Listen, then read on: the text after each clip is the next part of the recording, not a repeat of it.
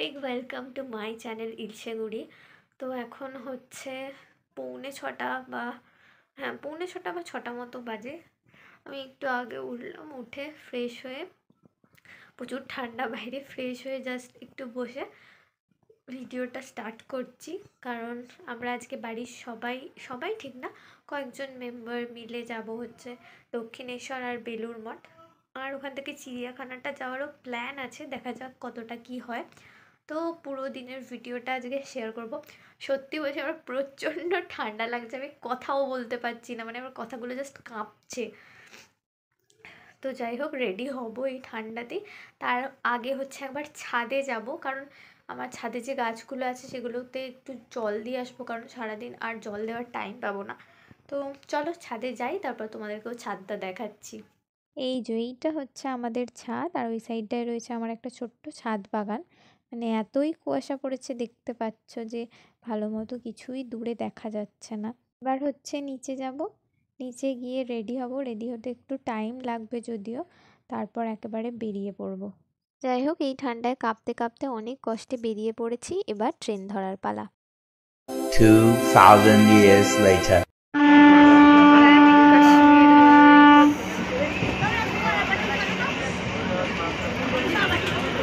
One eternity later. Finally অনেক কষ্টের পরে আমরা বেলুড় মঠ পর্যন্ত আসতে পেরেছি। এবার যাব হচ্ছে ভিতরে। আমি যদি এই পার্টটার অরিজিনাল অডিওটা দিতাম তাহলে তোমরা ভাবতে যে এত চেঁচামেচি কেন হচ্ছে এরকম একটা চুপচাপ জায়গায়। আসলে তখন সবে আরতি শুরু হচ্ছিল, তাই জন্যই এত চিৎকার। ওখান থেকে বেরিয়ে ভোগের যে কুপনটা কালেক্ট করতে হয় সেটা কালেক্ট করে আমরা প্রথমেই হচ্ছে গোটা মাঠটা বা চারিপাশটা ঘুরে নিয়েছি। কারণ যেদিকে খাওয়ানো হয়, ভোগ খাওয়ানো হয়, সেদিক থেকে একেবারেই এক্সিট বের করে দেওয়া হয় ওই দিকটা, আর ভিতরে আসার জায়গা থাকে না। তো সেই জন্যই আর ভিতরে আসতে পারবো না যেহেতু, তাই জন্য ঘুরে নিয়েছি পুরোটা। আর এই দিকটায়, এই যেখান থেকে ভোগ খাওয়ার যে জায়গাটায় যেতে হয়, ওই দিকটা কিন্তু সচরাচর কেউ আসে না। আর ওই দিকটাতেই আছে সব থেকে ভালো গোলাপ ফুলের বাগান। মানে গোলাপ ফুলগুলো এক একটা হচ্ছে এক একজনের মুখ ঢেকে দেবে, এত বড় বড় গোলাপ হয়।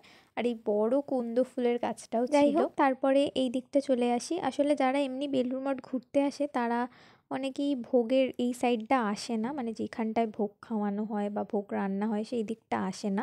তো আমরা এদিকটায় এসেছিলাম। আর এত বড় এরিয়াটা, এত বড় জায়গা, মানে একসাথে প্রায় 500 জনের মতো বসে ভোগ খেতে পারবে। তো ফাইনালি ভোগ আমাদের দিতে শুরু করে দিয়েছিল। যদিও অনেকক্ষণ ওয়েট করেছিলাম, আমরা ওখানে বসেই ছিলাম প্রায় আধ ঘন্টা মতো। তারপর যাই হোক, ভোগে প্রায় সব কিছুই ছিল। খিচুড়ি ছিল, একটা তরকারি ছিল, তারপরে পায়েস ছিল, সমস্ত কিছুই ছিল। তারপর ওখান থেকে বেরিয়ে আমরা লঞ্চে করে যাচ্ছিলাম হচ্ছে দক্ষিণেশ্বর। সত্যি বলতে সারা দিনটা এত ঠান্ডা ছিল আর কুয়াশা ছিল, কিছুই সেরকমভাবে দূর থেকে ভালো করে দেখা যাচ্ছিল না যে ভিডিও ক্লিপ নেব। কোনো রকম একটুখানি দক্ষিণেশ্বর গেছি।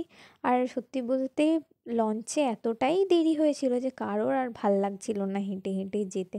দক্ষিণেশ্বরে পুজো দিয়ে বেরিয়ে আমরা একটু ঘোরাঘুরি করেছিলাম, তারপর ওখানে কয়েক মিনিট বসেছিলাম, তারপর সবাই মিলে বাড়ি চলে এলাম।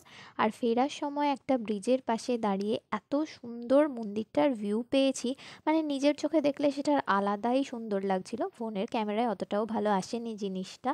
আজকের মতো আমাদের দিনটা এরমভাবেই কাটলো। তোমাদের ভিডিওটা কেমন লাগলো অবশ্যই জানিও। তো আজকের মতো এতটাই, দেখা হবে নেক্সট ভিডিওতে।